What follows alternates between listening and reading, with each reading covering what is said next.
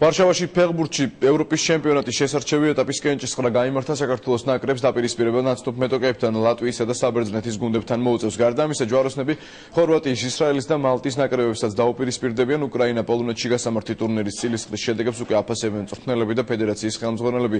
რას ფიქრობს თემურ ქეცბეია კენჭისყრაზე და რა ისტორია აქვს საქართველოს ნაკრებს მოწინააღმდეგებთან თამაშებში? ლევან ჩხაიძე გიამბობთ.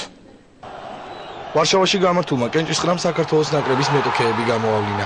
წილისყრამ საქართველოს ნაკრებს სოფლიო ფეხბურთის გრანდებთან დაპირისპირება აცილა, მაგრამ ევრო 2012-ის საგზურის მოსაპოვებლად ქეცბაიას გუნდს მაინც დიდი შრომა მოუწევს. F ჯგუფში საქართველოს ნაკრების მოწინააღმდეგეები ხორვატიის, საბერძნეთის, ისრაელის, ლატვიისა და მალტის გუნდები იქნებიან. პოლონეთის დედაქალაქში გამართულ კენჭისყრას საქართველოს ფეხბურთის ფედერაციის პრეზიდენტი გენერალურ მდივანთან და ეროვნული გუნდის მთავარ მწვრთნელთან ერთად ესწრებოდა. ჯგუფი, როგორც ახლა ვიცი, ყველა ალბათ ფიქრობს, რომ ძალიან ადვილი ჯგუფი მოხვდა და მე გეტყვით, რომ ხორვატიამ ძალიან კარგად გახსოვთ, რომ ინგლისი არ ათამაშა. აქედან გამომდინარე, ისრაელიც არ არის საჩუქარი გუნდი და საბერძნეთი ესეთი ფავორიტია ჩვენ ჯგუფში, მაგრამ ბრძოლა შეიძლება. ჯგუფი არის ძალიან მაგარი, შუალედში მაგარი გუნდები თუ რამე შეიძლებოდა რომ ერთად ყოფილიყო, ეს არის ჩვენი ჯგუფი. საქართველოს ნაკრების თავკაცი ვარშავაში გამართული კენჭისყრის შედეგით კმაყოფილია. ქეცბაიას თქმით, ჯგუფში გამოკვეთილი ფავორიტი არ არის და სწორი მუშაობის შემთხვევაში ნებისმიერი მეტოქის დამარცხება შეიძლება. მის მოსაზრებას ეთანხმებიან ჟურნალისტებიც. მერაბ მამულაშვილის თქმით, საქართველოს ნაკრებს რეალური შანსი მიეცა, რომ კონტინენტის პირველობაზე თამაშის უფლება მოიპოვოს.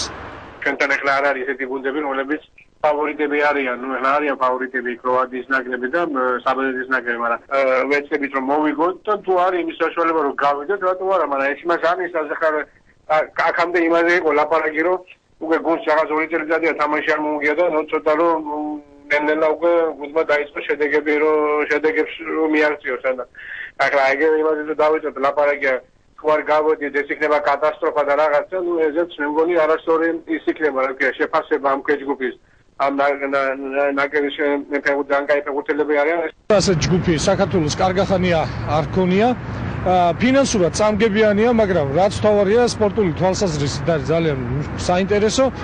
შეიძლება აქ უკეთესი შედეგის დაკავება ვიდრე თქვა წინა ჯგუფში, მაგრამ თავარი ამ შემთხვევაში ის კი არ არის რა ძალის მეტოქეები ყავს. თავარია რამდენად შეძლებს საქართველოს ნაკრებში თემურ ქეცბაია სერიოზული ბირთვის ჩამოყალიბებას. ევროპის ჩემპიონატის შესარჩევ ციკლში 51 ნაკრები 9 ჯგუფში შემდეგნაირად გადანაწილდა. პირველობის საგზურს ჯგუფის გამარჯვებულები ავტომატურად მიიღებენ. მეორე ადგილოსნები კი პლეი-ოფში გაარკვევენ უძლიერესთა ვინაობას.